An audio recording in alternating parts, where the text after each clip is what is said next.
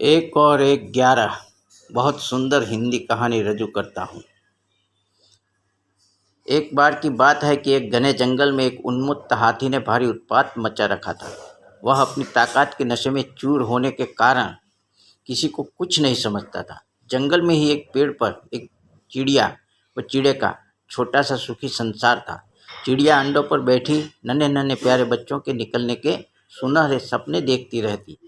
एक दिन वह उन्मत्त और क्रूर हाथी गरजता, चिंघाड़ता, पेड़ों को तोड़ता मरोड़ता उसी चिड़े और चिड़िया के घोंसले की ओर आया। देखते ही देखते उसने चिड़िया के घोंसले वाला पेड़ भी तोड़ डाला।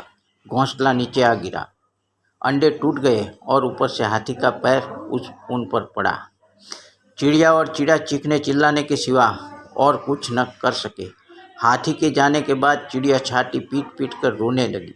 तभी वह कठफोड़वी मादा लक्कड़ खोद आई। वह चिड़िया की अच्छी मित्र थी।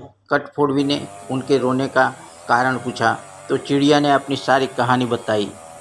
कठफोड़वी बोली, इस प्रकार गम में डूबे रहने से कुछ नहीं होगा। उस हाथी को सबक सिखाने के लिए हमें कुछ करना होगा। चिड़िया ने निराशा दिखाई। हम छोटे मोटे जीव उस बलशाली हाथी से कैसे टक्कर ले सकते हैं? कठफोड़वी ने समझाया, एक और एक मिलकर 11 बनते हैं। हम अपनी शक्तियाँ जोड़ेंगे। चिड़िया ने पूछा, कैसे? मेरा एक मित्र विंजू नामक भंवरा है, हमें उससे सलाह लेना चाहिए। चिड़िया और कठफोड़वी भंवरे से मिली। भंवरा गुनगुनाया, यह तो बहुत बुरा हुआ।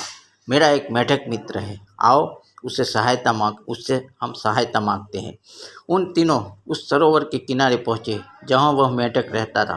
भंवरे ने सारी समस्या मेढक को बताई। मेढक भर्राए स्वर में बोला, आप लोग धैर्य से जरा यहीं मेरी प्रतीक्षा करें, मैं गहरे पानी में बैठकर सोचता हूँ। ऐसा कहकर मेढक जल में कूद गया। आधे घंटे बाद वह पानी से बाहर आया तो उसकी आंखें चमक रही थी। वह बोला, दोस्तों, इस हत्यारे हाथी को नष्ट करने के लिए मेरे दिमाग में एक अच्छी योजना आई है। उसमें सभी का योगदान होगा। मेढक ने जैसे ही अपनी योजना बताई, सब खुशी से उछल पड़े। योजना सचमुच ही अद्भुत थी। मेढक ने दोबारा बारी बारी सबको अपना रोल बताया, समझाया।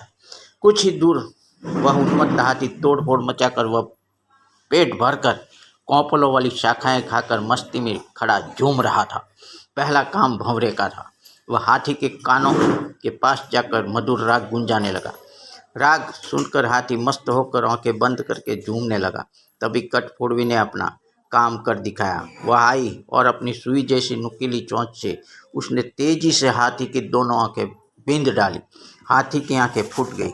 वह तड़पता हुआ अंधा होकर इधर उधर भागने लगा। जैसे समय बीतता जा रहा था, हाथी का क्रोध बढ़ता जा रहा था। आंखों से नजर न आने के कारण ठोकरों और पत्थरों की टक्करों से शरीर उसका जख्मी होता जा रहा था। जख्म उसे और चिल्लाने पर मजबूर कर रहे थे। चिड़िया कृतज्ञ समय मेढक से बोली, भैया, मैं आजीवन तुम्हारी आभारी रहूंगी। तुमने मेरा इतनी सहायता कर दी। मेढक ने कहा, आभार मानने की जरूरत नहीं, मित्र ही मित्रों के काम आते हैं। एक तो आंखों में जलन और ऊपर से चिल्लाते चिंगाड़ते हाथी का गला सूख गया। उसे तेज प्यास लगने लगी।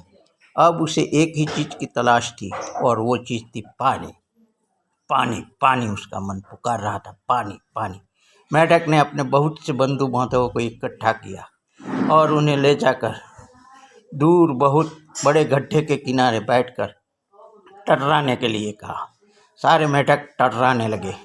मेढकों की टरहाहट सुनकर हाथी के कान खड़े हो गए।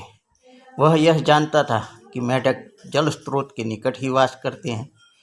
वह उसी दिशा में चल पड़ा। टर्राहट और तेज होती जा रही थी। प्यासा हाथी और तेज भागने लगा। जैसे ही हाथी गड्ढे के निकट पहुंचा, मेढकों ने पूरा और जोश लगाकर टर्राना शुरू किया। हाथी आगे बढ़ा और विशाल पत्थर की तरह गड्ढे में गिर पड़ा, जहां उसके प्राण फूटते देर न लगी। इस प्रकार उस अहंकार में डूबे हाथी का अंत हुआ।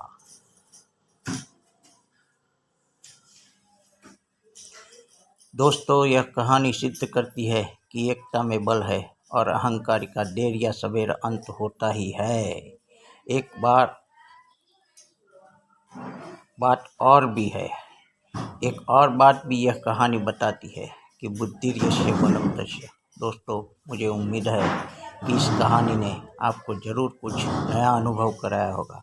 आप समझे होंगे कि संगठन में कितनी शक्ति होती है। प्लीज़ लाइक और शेयर ज़रूर करिएगा और घर में बच्चों को यह कहानी ज़रूर सुनाना।